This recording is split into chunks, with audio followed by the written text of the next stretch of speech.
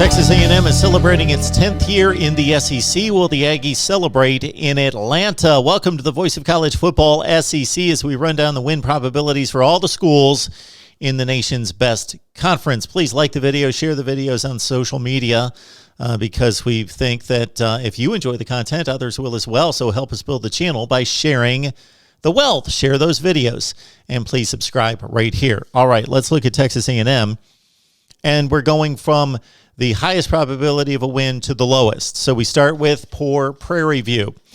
They meet the Aggies the second to last weekend of the season prior to all the big rivalry games. They are the scrimmage game for the Aggies at 99%, November 20th.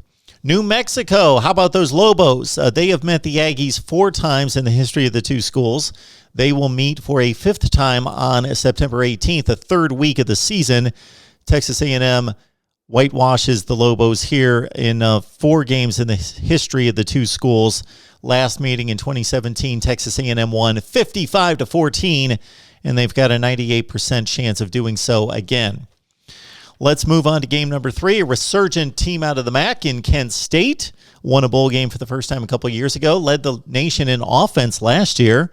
But still, of course, Texas A&M and all that talent has a 97% chance, according to us, of defeating Kent State on the very first game of the season, and it will be the first time these two schools have met. Let's move on to some SEC games, and Texas A&M bludgeoned South Carolina last year 48-3 in Columbia. One of the big reasons why Will Muschamp was shown the door. On October 23rd, the two teams meet. And this has been a series that has been designated by the SEC as one of those rivalry games. It's a very unnecessary series to be played. I've outlined that on my main channel in regards to what the SEC needs to do with scheduling. But this is a game that should not be scheduled every year. But it is. Texas A&M, South Carolina, and the Aggies have won 6 straight in the series. They've got an 86% chance of defeating the Gamecocks in 2021. Next up, Arkansas. And despite the Hogs being awful most of the last 3 or 4 years, including 2 winless seasons in the SEC in 2018 and 19, they've given the Aggies generally a tough time. 42-31 was the final in Sam Pittman's first year. The Hogs meet the Aggies on September 25th this time around. Texas A&M has defeated Arkansas all 9 years that they have played in the SEC. And they have an 84% chance of doing so in 2021. Mississippi State has been a tough series for the Aggies. The Bulldogs only trail in this one since the Aggies joined the SEC, 5-4. Texas A&M won in Starkville, 28-14 last year. The two teams meet on October 2nd and give Texas A&M an 81% chance of winning.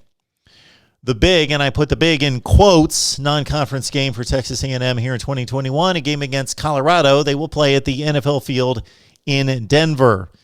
The Buffs had a nice first season under Carl Durrell in 2020, only a 6-game season, but they played better than expected. Beaten up badly by Texas A&M, by Texas, though, in the Alamo Bowl, but finished at 4-2.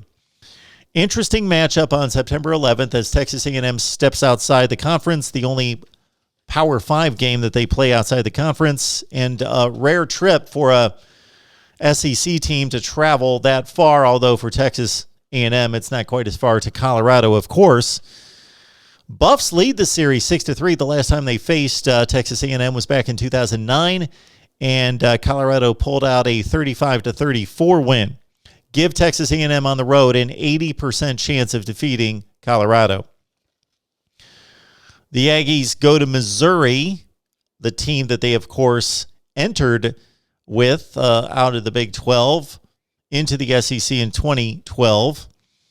And so Missouri also celebrates its 10th year in the SEC. It's Texas A&M at Missouri on October 16th. The last time that these two teams met was in 2014, and the Tigers won at 34-27. Give Texas A&M, even though they're on the road, a 74% chance of defeating Mizzou.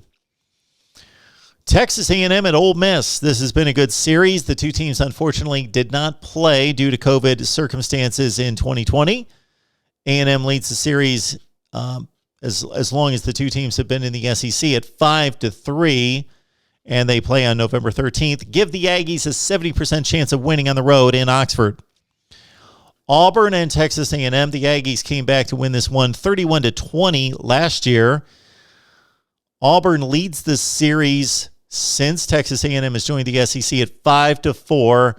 They meet the first weekend of November and give the Texas A&M Aggies a 69% chance of defeating Brian Harson's Auburn Tigers.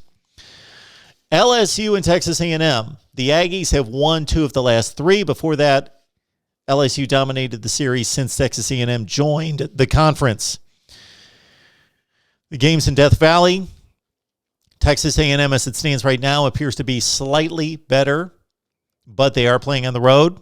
Probably a featured game, either a 3:30 in the afternoon or at night. November 27th, the game, of course, the last weekend of the season, could mean a whole lot in the SEC Western Division.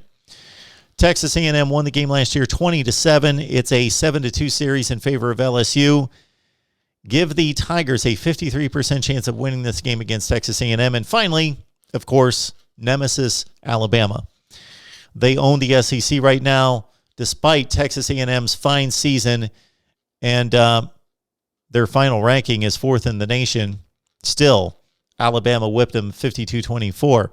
This time, the Aggies get the Tide at Kyle Field on October 9th.